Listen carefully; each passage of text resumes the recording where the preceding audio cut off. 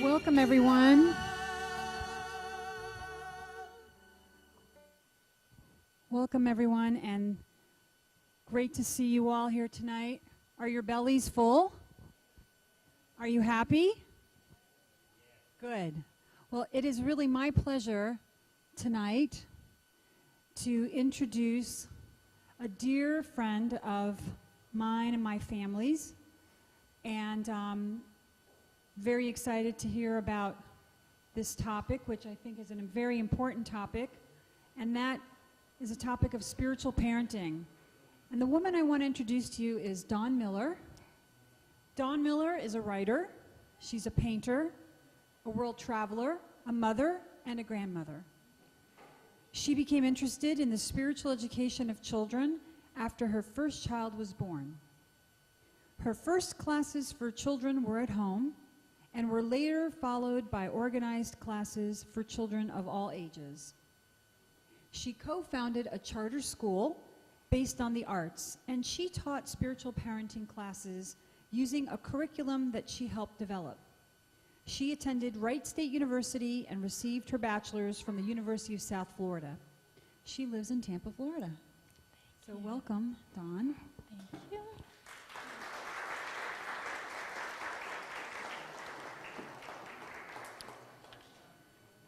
Good evening, friends.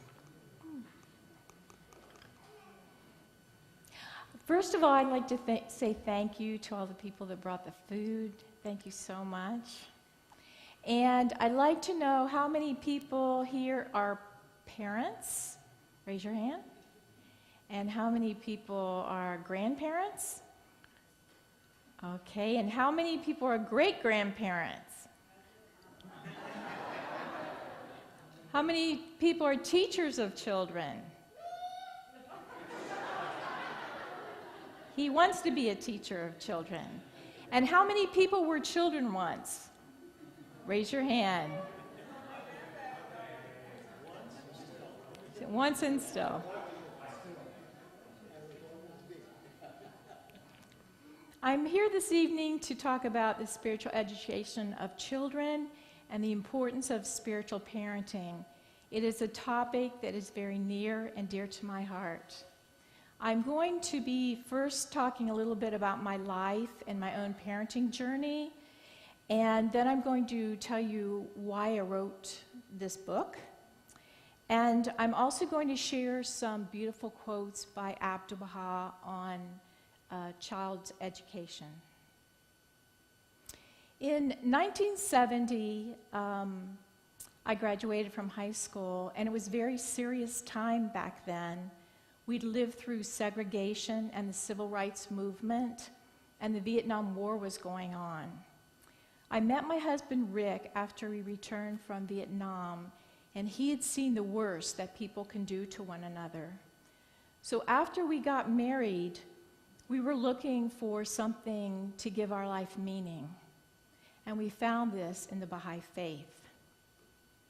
One of the principles that we really liked was the oneness of humanity. This means that we are all one family, and we should learn to live together and love one another. Around that same time, there was a musical group called Seals and Crofts. Some of us remember them.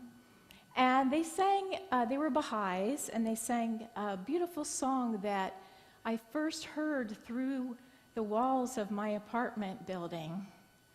The chorus of this song went, "We'll have children of the kingdom. They won't know war or hate or hesitate to love." This song we played a little earlier if you were here in the room. This song became Rick and our anthem, our dream for our children of what they could become. So after our children grew up a little bit, I became a children's class teacher and then youth class teacher. I was director of children's classes for Baha'i Winter School. And when my youngest was in high school, I was parent advisor for the Baha'i Youth Workshop. In 1996, my husband and I and our youngest son, Nathan, moved to Jerusalem. We were working for the Baha'i World Center. And my husband was a Jerusalem representative to the Israeli government from the Baha'i international community. It was here, we got to travel to Haifa sometimes and see the beautiful Baha'i shrines.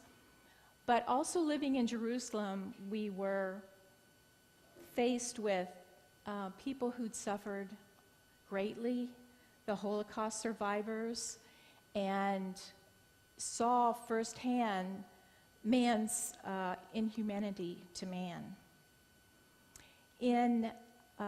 After we came back from Jerusalem, we moved to Gainesville, Florida, and it was here that I started an 8-week parenting course along with a friend. And what we found from this course was that parents really enjoyed getting together and meeting with each other. And there were even people that weren't Baha'is who joined us who wanted to learn about parenting. What I found from this 8-week parenting course was that it was every Sunday morning for an hour during children's classes. But what I found that an hour for 8 weeks didn't seem to be long enough to really talk about a lot of the quotes or to really get into some of the problems that parents are facing. So when we moved back to Tampa, I decided to write a book. And I named this book, Children of the Kingdom, a Baha'i approach to spiritual parenting, because it was our dream for our children from that song.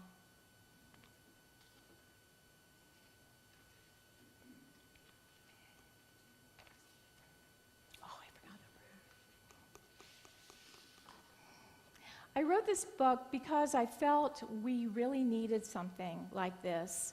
I felt it fulfilled a need in the Baha'i community. And so my challenge was to compile all these beautiful quotes we have from the Baha'i writings on children's education and to put them in a meaningful manner that parents who are very, very busy these days and who often have 2 career families could get something out of. I felt that it is, in their busy lives, it is very hard to find the quotes that you need for the ages that your children are. So I put them in a chronological order from pregnancy through adolescence so that parents could find what they needed very quickly and easily.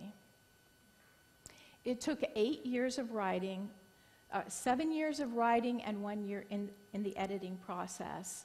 And during this time, I said a lot of prayers and asked God to help me find the words. And I also found that it was very interesting, this creative process. Probably many of you have felt the same thing if you've painted or if you've written music, that it almost seems like there's a pattern out there, and you just have to work hard enough and you have to try to find what that pattern is. When they accepted the book for their trade publications, I was reminded of the fact that the Baha'i writings are not just for Baha'i parents, but they're for all parents. I also wrote, after the book was published, a companion study guide, which I also thought was very important. I remember back when before we had children, they had a Baha'i Family Life Conference in Lakeland, Florida. And it was so wonderful to be able to take the whole day and talk about parenting, because we weren't parents yet, but we were really interested in the topic. And so we spent the whole day talking about these important issues, but there has never been another parenting conference in all these over 30 years here in Florida. So I felt that to have a study guide would be a natural extension of the concept of parenting, but now it would also mean that parents would help one another. So I have on my website, there's a free download for this study guide. I believe that it's really important that we start a grassroots movement of parenting classes and to share the Baha'i writings with everyone. I think that strong parenting classes and strong children's classes make strong Baha'i communities. And I'm so happy that Sheila and Bill have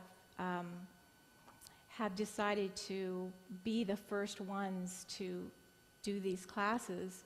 Sheila and her family meant a lot to our family. They really were the first people that showed us what a Baha'i community was all about. So it seems only fitting that she should be, and Bill should be, one of the first ones to start these classes. So let's talk a little bit about what spiritual parenting means. When I was a young mother, I did not know what to do. I was a new Baha'i. I had no idea.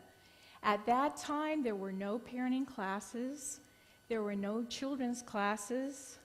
There were no Baha'i centers. In fact, we dreamed of having a center as beautiful as this one. And there were few Baha'is to guide us. At that time, when we became Baha'is, there were young adults and older people. And there were almost no children at all, so we were really, really on our own. But what we did have that was very important were the Baha'i writings. And it was these writings on children's education that gave me such a beautiful vision, a vision of what a spiritual child could be. So what the Baha'i writings were not was they were not the teachings of my childhood, that a child is born in sin and must be saved. Instead, the Baha'i concept is that a child is like a gem full of promise, and that our duty as parents is to polish this gem until it reveals all its potentialities that God has given it. So my question as a young mother was, what is my role? And in chapter 3 of my book, we find the answer from Abdu'l-Baha. And Abdu'l-Baha writes, O thou servant of God, thou didst ask us to the education of children, those children who, sheltered by the blessed tree, have set foot upon the world, those who are cradled in the faith and are nurtured at the breast of grace, such must, from the very beginning, receive spiritual training directly from their mothers. What I learned as a young mother is that the soul is present at conception and should be educated. I learned that the mother is the first educator of the child and that this was a very sacred duty. And so, as a young mother, or even with the baby still in the womb, one of the ways we educate the child is to pray for it. And we have, of course, the beautiful prayer for expectant mothers in the prayer book. I think that prayer is very important for babies and all young children. And what I realized through my research with the book is that the writings we have on children's education is very unique. Because in all my studies of other religions, I have never found writings like this or prayers for children in any other religion. So this is a gift that we have that we should really appreciate. So here's another beautiful prayer by Abdu'l-Baha. And I love this prayer because when my boys were little, I said this all the time. O God, rear this little babe in the bosom of thy love, and give it milk from the breast of thy providence. Cultivate this fresh plant in the rose garden of thy love, and aid it to grow through the showers of thy bounty. Make it a child of the kingdom, and lead it to thy heavenly realm. Thou art powerful and kind, and thou art the bestower, the generous, the Lord of surpassing bounty. What we see in this prayer, I feel, is a way to connect our child's heart to God and to awaken his or her spiritual potential. I also think that these prayers and holy writings on children's education are like spiritual patterns for us to follow. For example, in this prayer, when we see, rear this little babe in the bosom of thy love, even though we're asking God to help us do this, I also think it's teaching us what to do, that this is what we're supposed to do. We're supposed to rear our little baby in the bosom of God's love. And when he talks about cultivating this fresh plant, I also think that this tells us also that we should, the kind of thing that we're supposed to do, that when you cultivate the land, getting ready to put a little seed in the ground, it takes a lot of work. You're hoeing the land, you're taking the weeds out, you're working. It takes work to make this little plant grow. So I do think when we study these prayers, we should look a little deeper, not just say them, but look a little deeper. I also find it interesting that Abdu'l-Baha uses nature as a metaphor for the spiritual world. He often uses the theme of the garden when he's talking about children and that we are the caretakers and our children are like the flowers. It reminds me of a story that a Native American friend told me about how his grandfather taught him spiritual principles through the use of nature. And he told me when he was a little boy, his grandfather told him to watch a little snail crawling on the ground. And he should watch that until he learned something. And when he learned something, he should come back and tell his grandfather. So the little boy sat there, and he got very tired and very bored and had no idea what he was supposed to be doing. But he respected his grandfather, so he sat there and watched the snail.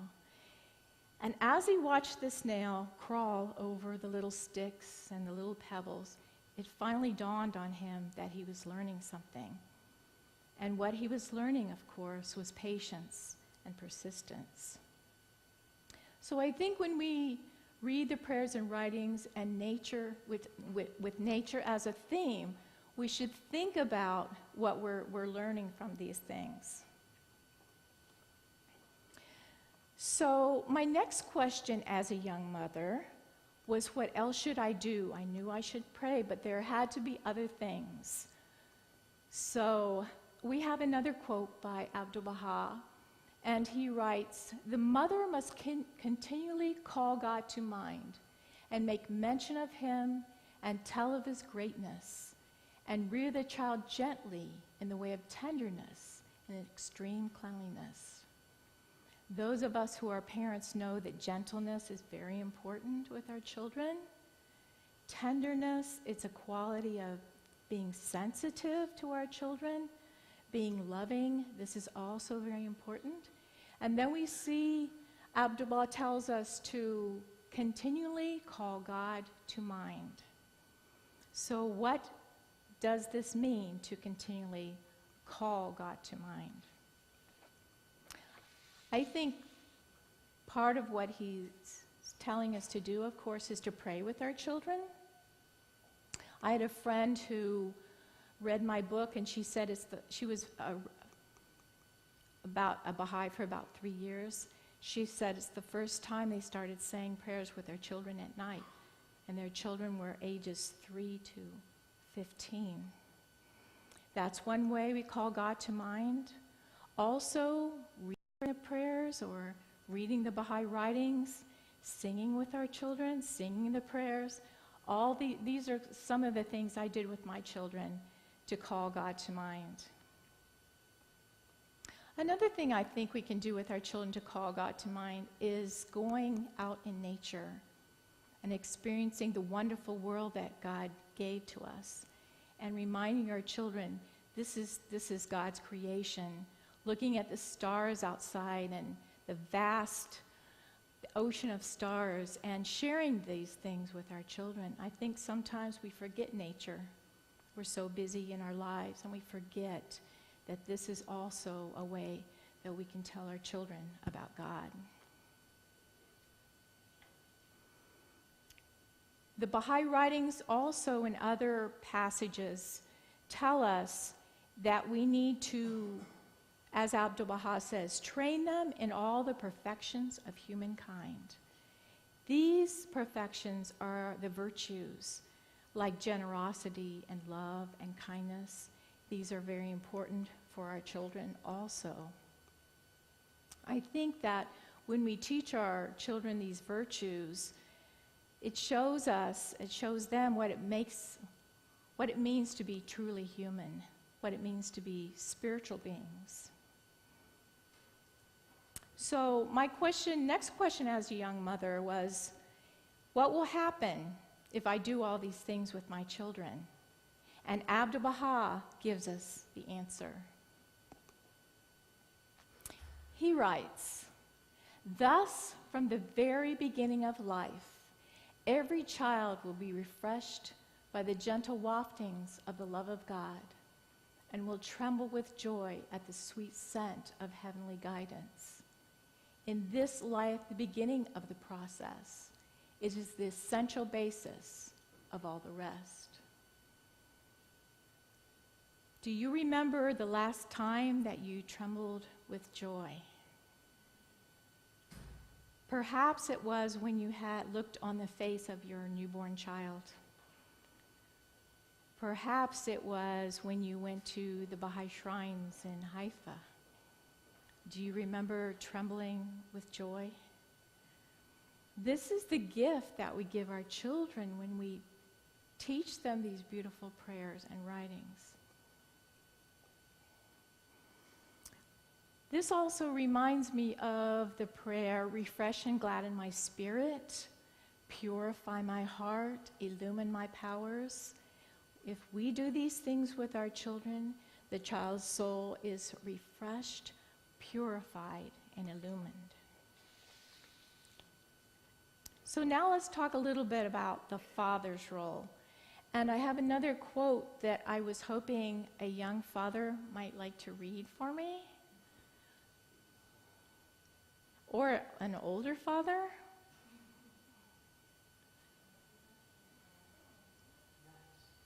Yes. And yeah, if you could stand up. And I just want to mention, too, this quote that you see up here, it's talking about his son. But Abdu'l-Baha means your son or your daughters.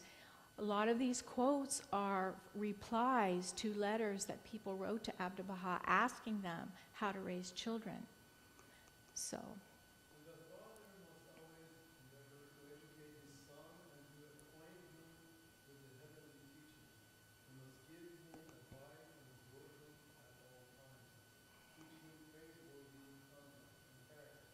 Enable him to receive training at school and to be instructed in such arts and sciences as are deemed useful and necessary. In brief, let him instill into his mind the virtues and perfections of the world of humanity. Above all, he should continually call to his mind the remembrance of God, so that his throbbing veins of arteries may pulsate with the love of God. Thank you. Thank you. This is a lot here, right? It's a big responsibility, and if you're a new father for the first time, you're wondering about all these many things. So let's break this down a little bit so we understand it better. First of all, Abdu'l-Baha tells the father to call to his children's mind the remembrance of God. This is the same thing as we saw in the other quotes when Abdu'l-Baha asked the mother to call God to mind. And we notice in the last sentence of this, so that his throbbing veins and arteries may pulsate with the love of God. Pulsate when the blood goes through our bodies, it goes in and out of our hearts. It gives us life. And I think he uses these images to let us know also that these writings from Baha'u'llah and Abdu'l-Baha, they are what give us life also. Also, the father is told to instill into his children's minds the virtues and perfections of the world of humanity. This is also the mother's role. We talked about the virtues. Some of these virtues are conduct and character. And this is part of the father's role. Also, acquaint his children with the heavenly teachings. Help his children receive training in the arts and sciences. The arts and sciences are very important in the Baha'i faith. Getting a good education is stressed. And one more thing the father has in other passages is that the father has the primary responsibility for the financial support of the family. Now, this is the father's role, the primary responsibility for the financial support of the family. He has this role, and the mother is given the primary responsibility for the spiritual education of children. But this does not mean that the couple can't decide what works best for them and consult and decide, does the mother want to stay home? Does the mother want to work? Even does the father want to stay home and take care of the children? They can decide together what is best. Yes.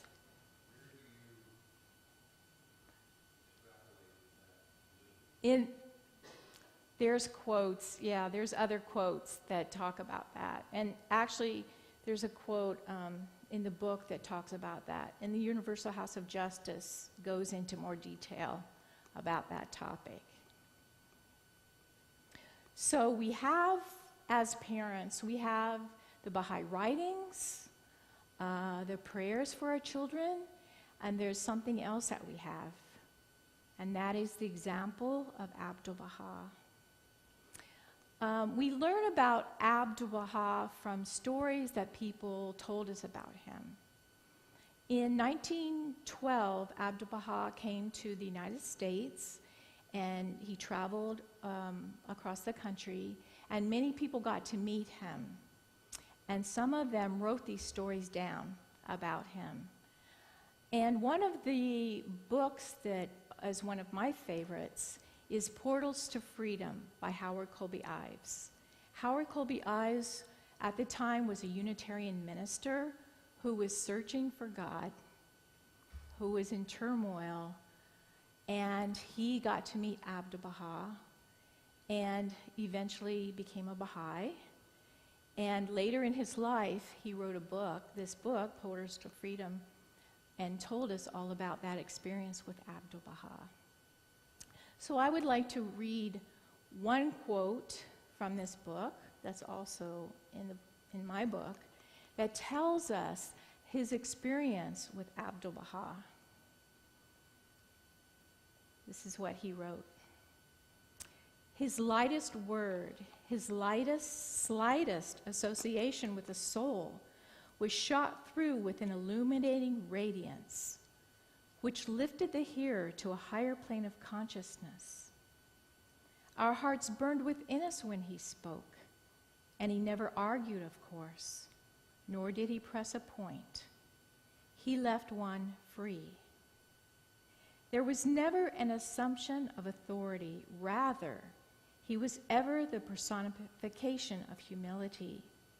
He taught as if offering a gift to a king.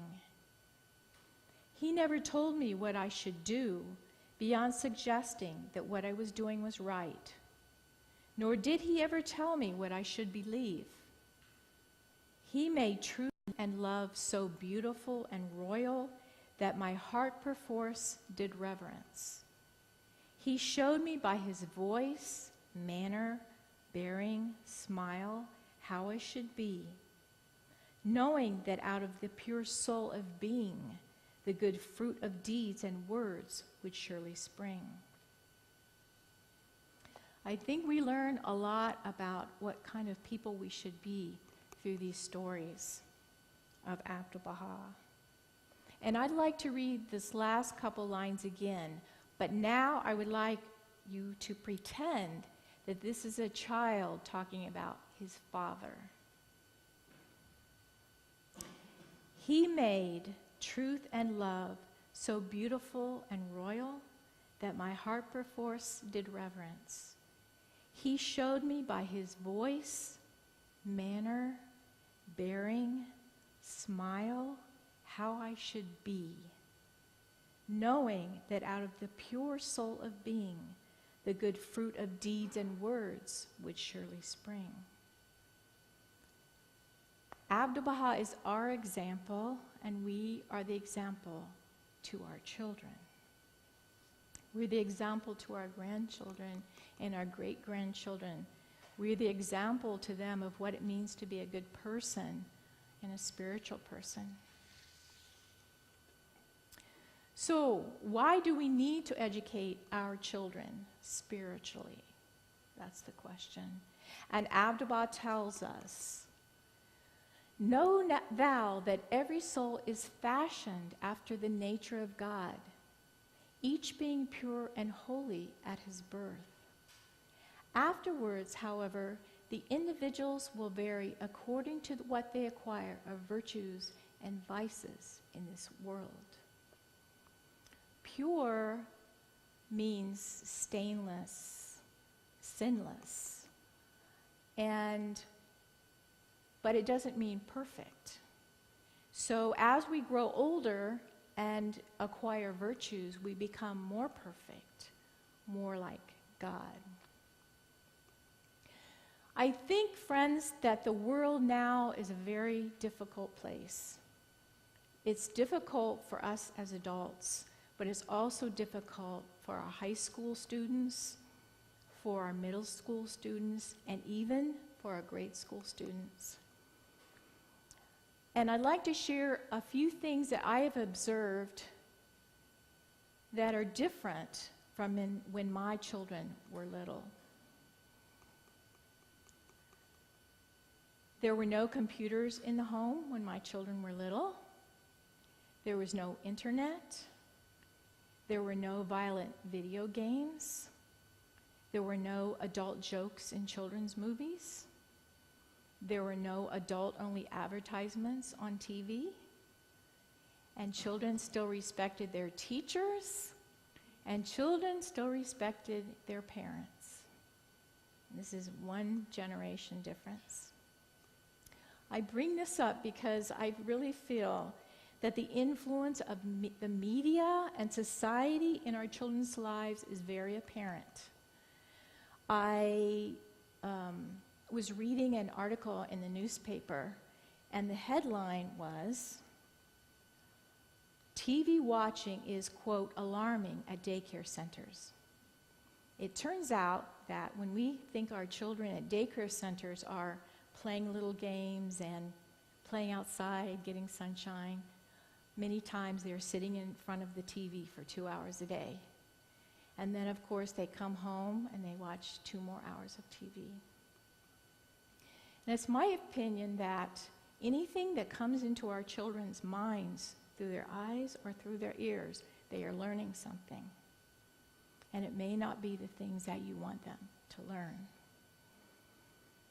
I also taught in public school a short time ago. I taught kindergarten through 5th grade. And I was finding a very unusual experience that I never felt before.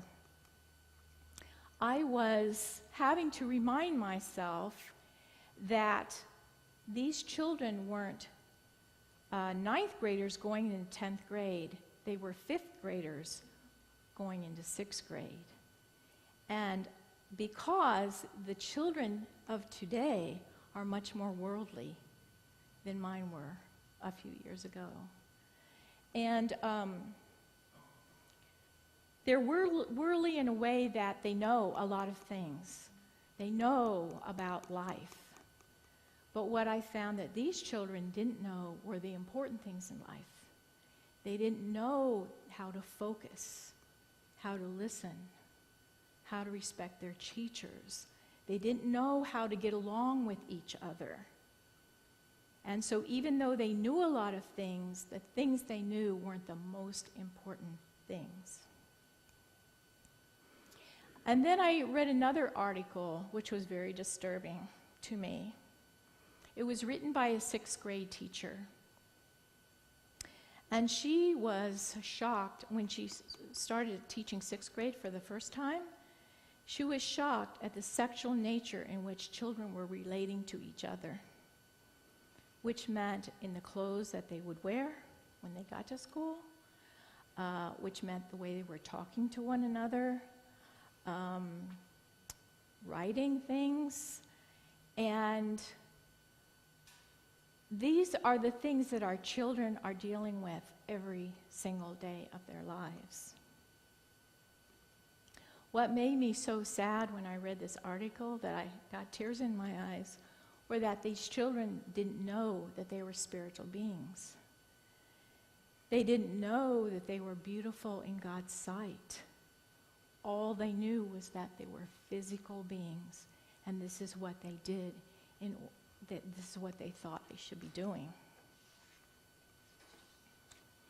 This 6th grade teacher ends this article up with these words: "With one foot in childhood and one in adulthood, these children are truly without a comfortable place to be. They are scared, they are confused. If they ever needed a parent, it is now. Parents, do not be deceived by outer appearances and claims of knowledge. Hug your kid, even if you have to hog-tie him to do it. Talk to your kid. Start with simple things like what happened at school.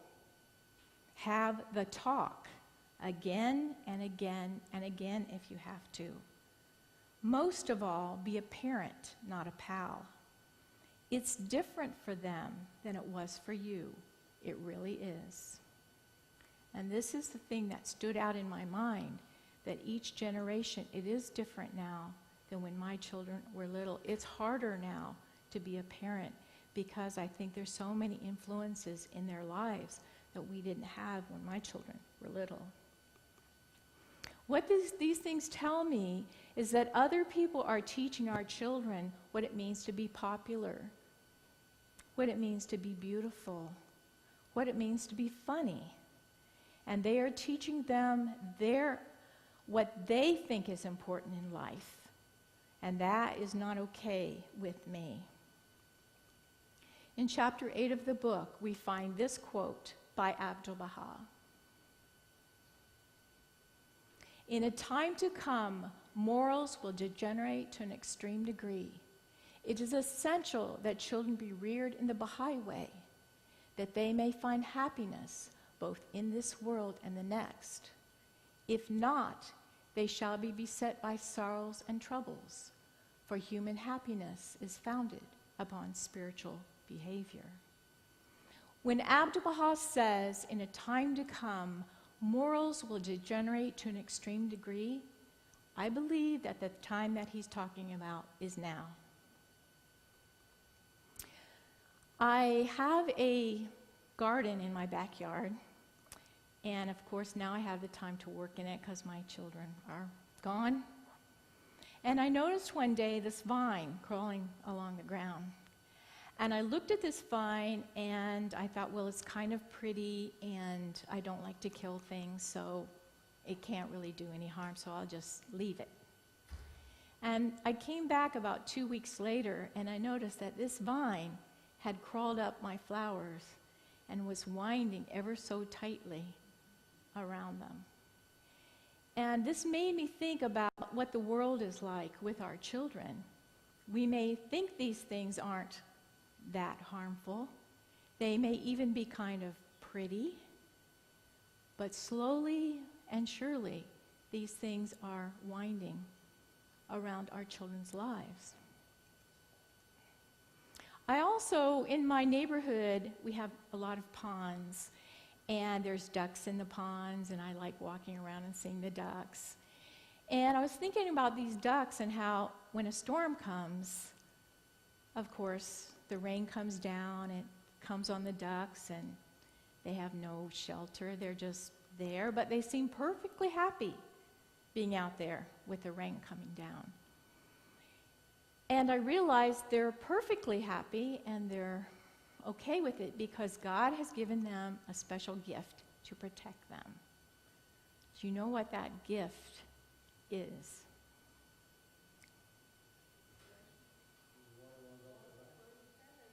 Oily feathers, exactly. God gave them the oil in their feathers so that when the storm comes, it can be swirling around them, but it will just run right off their body, and it won't come in, won't make them sick, won't give them pneumonia. It just runs right off. I like to think of the Baha'i writings like this oil, because with the Baha'i writings and the prayers and all these beautiful things we teach our children, no matter what is happening around them, and things are happening around them all the time, a turmoil, it won't come into their hearts or their minds. It will run right off.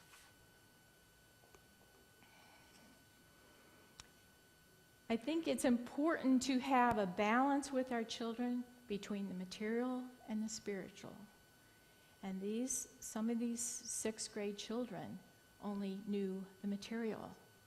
They didn't have the balance of the spiritual in their lives. So how do we safeguard our children? Of course, one of the things, we love them. And we love them with all our hearts.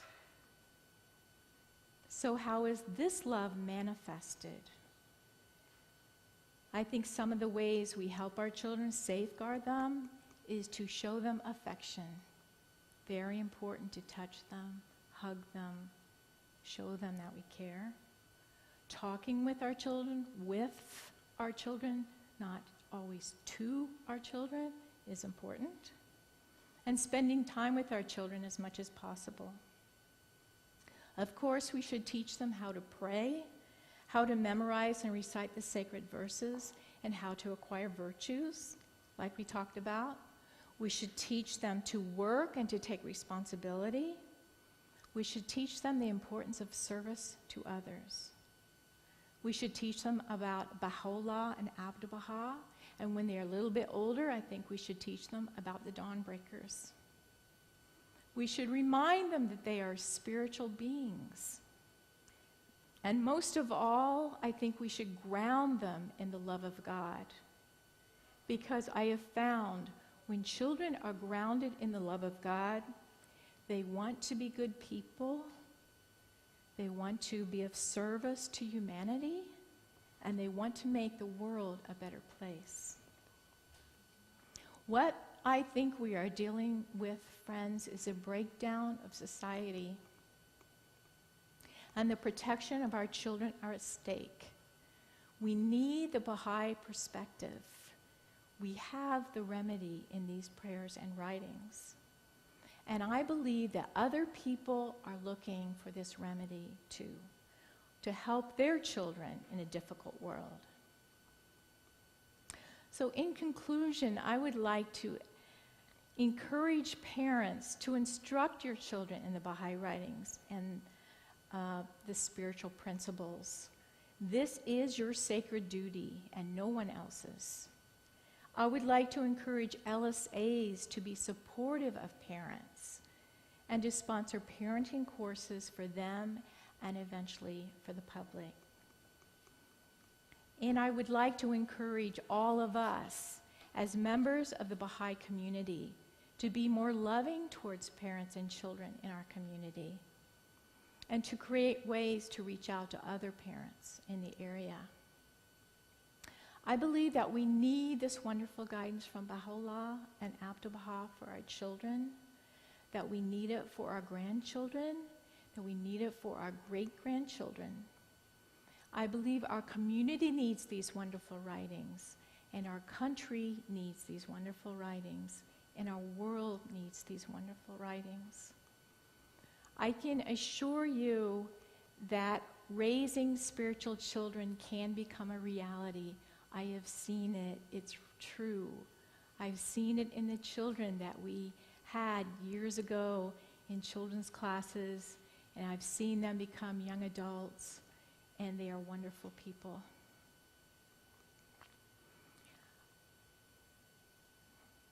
I think if we raise children with the love of God and with loving parents, they can grow up to be respectful, wise, courteous, kind, and that they will love all peoples of the world.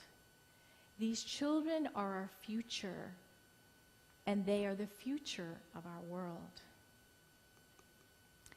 So one last quote I would like to share with you is one that I love all of these quotes, and I enjoyed so much when I was writing the book, the fact that I could spend time with these quotes and I read them over and over and over, and all these years that it took me to write the book, I never got tired of reading these quotes because they are so loving and so beautiful. So the last quote we have is this one. The education and training of children is among the most meritorious acts of humankind, and draweth down the grace and favor of the All-Merciful. For education is the indispensable foundation of all human excellence, and alloweth man to work his way to the heights of abiding glory. If a child, and this is a promise from Abdu'l-Baha, if a child be trained from his infancy, he will, through the loving care of the holy gardener, drink in the crystal waters of the Spirit and of knowledge, like a young tree amid the rilling brooks. And certainly he will gather to himself the bright rays of the sun of truth, and through its light and heat will grow ever fresh and fair in the garden of life.